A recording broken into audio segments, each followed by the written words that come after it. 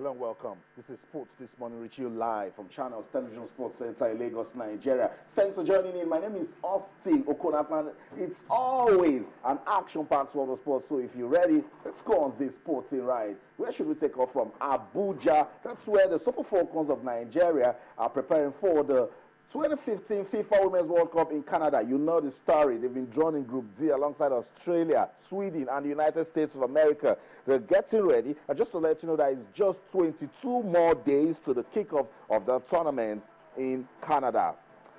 Players are already in camp, but we're still expecting Francisca Odega and Evelyn Wabuoku.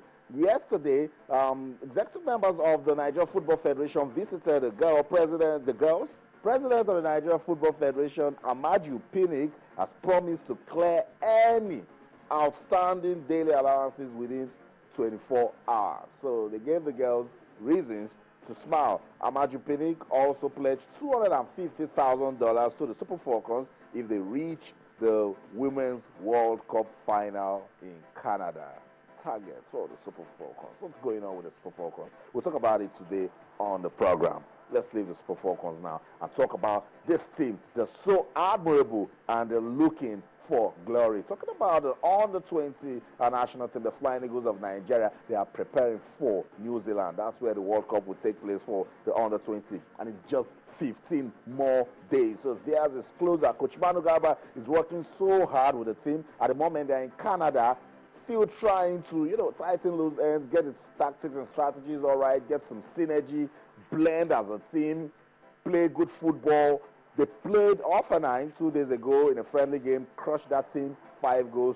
Taiwo Awoniyi again was on course, scoring a hat-trick in that one. Tomorrow, they will take on Nürnberg. That game will be played in the afternoon. Nürnberg on the 23 side, and then they will play their final warm-up match against Freiburg on the 23 team on May the 19th. So that's it. The Flying Eagles, they are prepping for New Zealand. Let's leave the Flying Eagles now and let you know that for this year's UEFA Champions League, it's going to be Juve versus Barca. That's it. That's the story. Juventus have reached their first Champions League final since 2003. Remember, they lost that final game to AC Milan. Gianluca Buffon is still the goalkeeper. He played that final. What a moment it is for Buffon. Real Madrid couldn't beat Barca in the second leg at the Santiago Bernabeu. That game ended 1-1. So it's Juve that advanced on a 3-2 goal aggregate, and they'll be meeting Barcelona. That should be another cracker anytime, any day. It's UEFA Champions League, guys. You know what it comes with. So much fireworks. Let's now get you talking. Remember, I said it. Let's get talking campaign will not end even after the fight between Floyd Mayweather Jr. and Manny Pacquiao. What's the story this morning? Guys, it seems we're going to be having a rematch. I know it excites someone, yes, because I think we deserve to see another fight between Floyd Mayweather Jr. and Manny Pacquiao. I mean, we waited 5 good years for that sort of boxing we saw May the 2nd. No. So boxing fans are already asking for a rematch between Floyd Mayweather Jr. and Manny Pacquiao. But Pacquiao made so much money on their recent bout, they want to do it again. So that's the talk coming out of the United States of America, that we might just be having a rematch between Floyd Mayweather Jr. and Manny Pacquiao. For us, fans of boxing, we say, bring it on. We want it. We want to see them get into the ring again, and this time give us real good boxing. Let them fight like champs. Yes, that's what we want to see. That's it. That's the show. That's the menu. We will be talking about Season 7 of the Channels National Kids Cup. Yes, we're counting that. Remember, the final must be played on Children's Day, May 27th. Teams are confirming their participation, but by tomorrow, we can be sure that we'll get a whole lot out of the 16 that will feature in this year's national finals. You know the story in Lagos. It is Uncle Bayus and Diane. We've gotten confirmation from Akwa Ibom, confirmation from Niger. We should get confirmation from Edo State and Kogi tomorrow. So guys, we're getting ready. We'll just go on this quick break. I'll give you some info about the Channels National Kids Cup, because I'm going to double chat for you. We're waiting. Because for us, we want to keep catching them young. Sports this one on Channels Television. Don't go anywhere. We'll be right back. Stay. We are going back! Champions of the Giants National Kids Cup! You want it, champion? Come and get it! That's right. Toybet Primary School are the defending champions of the Channels National Kids Cup. Sadly, they will not be featuring this year because the competition has just gotten hotter. It's season 7 of the football tournament, and 16 schools will battle for the trophy. Come witness the skills at the grassroots as teams from these states compete for pride and glory. Venue for action will be the Teslim Balogun Stadium from the 25th till 27th of May. For more information, visit Channels TV website or call these numbers. Channels National Kids Cup. We catching that. Yeah.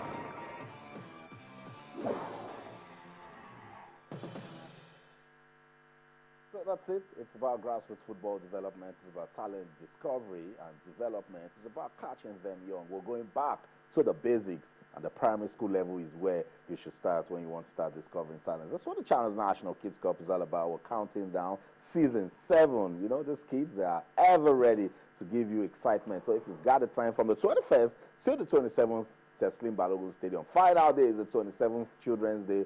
Come out there, watch some real good football. I mean, they are kids, but they are talented. This country is blessed with talent. So that's it, sports this morning on Channels Television. Wherever you are in the world watching us, we invite you to be part of the program. If you have questions, comments, suggestions, and a lot of people are asking questions. What happened to Real Madrid last night? Come on, guys. That's it. It's the UEFA Champions League. It's football. Anything can happen. It's Juve versus Barcelona in the final of this year's UEFA Champions League. I know comments are coming out of that one. The Flying Eagles, they're getting ready for the Under-20 FIFA World Cup in New Zealand. The Super Falcons are also getting ready for the FIFA Women's World Cup in Canada. Busy football schedule for Nigeria this year. I will also talk about Floyd Mayweather Jr. and Manny Pacquiao are going to have a rematch. I'm sure Tayo Salam will say yes to that, and to all boxing fans out there, we'll be hoping that it comes to pass. We'll also talk about the NBA playoffs, some shocking results, some narrow results, some good one coming out of the NBA. So if you want to be part of it, that's the feedback mechanisms on your screen. On Twitter, we're Channels_sports, and on Facebook, we're Channels-sports. You want to send us an email? Yes, you can. sportsthismorning@channelstv.com. We love it when we hear from you because we keep telling you this show is designed for you. That's it. I'm not alone on the program this morning. Tayo Salam joins us now. Tayo, good to have you on the program. Well, I was about throwing you a tackle, yeah, but before you do that, let me throw my hoop first of all. Yeah, you said what happened to Real Madrid. What happened? Very, very simple answer to that. Real Madrid, the most valuable football club in the world, lost to the old lady. That's it. Look at that. That means the old lady came with so much experience. I mean, the old lady can tell you, stop right there. Or when you want to talk, the old lady can say, shut up. I mean, when you look at Buffon and see how much experience he has as a footballer, massive. Incredible. And I don't think there's too many people out there that will say Juventus don't deserve to be in the final. Over the 2 legs, clearly the better side. They wanted it the most, and they got it because Juventus, the last time they played in the UEFA Champions League finals was in 2003. And I tell you, Gianluca Buffon was in that team. What a story it was for the old ladies, because Alvaro Morata returned to the Santiago Bernabeu to tell Real Madrid, guys, you should have kept me. I'm still good enough to play for you guys. It's a fairy tale story for Juventus because they lost to Atletico Madrid and Olympiacos in the group stages of this season's UEFA Champions League, but they're in the final. We'll talk about that one later. Let's kick off with football in Nigeria, particularly on the new developments that the Nigerian Football Federation are trying to bring code of conduct for teams. I think is the right way to go. Oh, no doubt. I was saying very welcome developments. And while growing up, I used to wonder why this particular issue was always contentious. To me, I think it's a really good, welcome development in the sense that it provides these players a clear guide on how to behave when they're with the national team and when they are not with the national team. And it states clearly as well to if they do things that they're not supposed to do. It states clearly how they will be dealt with. So I don't think it's a problem. It's done all around the world. It's done in all other national teams as well. So I know it's done in England.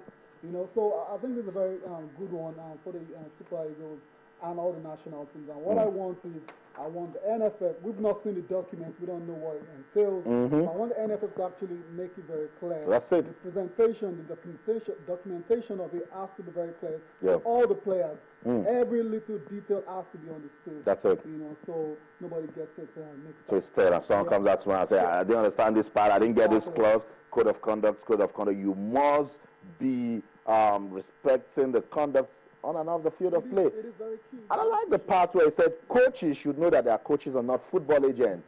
Just stay in that line that you're just a coach. Don't try to be involved in some transfer or some. Yes. Oh my God. Exactly. To say, Austin, you're spot on because this code of conduct actually doesn't. It's not about the players alone. It actually has to do with the officials as well too and the coaches. So it's an all-round thing. And like you said, everybody will play their position with this kind of conduct in play. And I like to say as well too that if you have a look at football as it is right now, it's massive, it's big, and you have to protect your integrity as a national team, as a national association. And so this kind of conduct will actually help, put people in order, put all the players in order. I agree. And ensure they don't go astray. So that's a story coming out of Nigerian Football Federation. They're getting, should I not say stiff, they're getting serious. They're bringing rules and regulations. They're bringing modalities to ensure that football is run the right way, particularly meeting up with international threats. So big ups to the Nigerian Football Federation. Let's talk about the Flying Eagles. That's one team that a lot of Nigerians are waiting to see what they can, bring to the front burner when the FIFA Under-20 World Cup kicks off in New Zealand. Tomorrow they will play Nürnberg, good outing against Hoffenheim. Coach Manu Garba, we learned 1 or 2 lessons from that game. Yeah, no doubt. That's the essence of all these friendly matches. Like you said, the first one they played against Hoffenheim, very impressive one, but then it's not about the results for the friendly. It's all about them actually evaluating the strengths and weaknesses and working on them ahead of the first game. That first match is going to be very crucial against Brazil on June the 1st. So that's it. The Flying Eagles of Nigeria, they're getting ready for the Under-20 World Cup that will take place in New Zealand. The African champions brushed aside Hoffenheim on a 23 team 5-2 on Tuesday. It's part of their build-up for the Under-20 World Cup that will kick off in New Zealand on May the 30th. 15 more days to the kickoff of that tournament. And then after the game, Coach Manu Garba came out and said it was a good outing overall, and he scored his team 70%. I mean, they defeated the team 5-2, 70%. That's to show you the sort of seriousness that is in this Flying Eagles team. And of course, the story with the Flying Eagles, we started monitoring them from the under-17 level. They've shown us success at that level. Of the under-20 level, remember the defending African champions. They went to Senegal and they conquered Africa. Now they're getting ready for the World Cup. We wish the Flying Eagles all the best.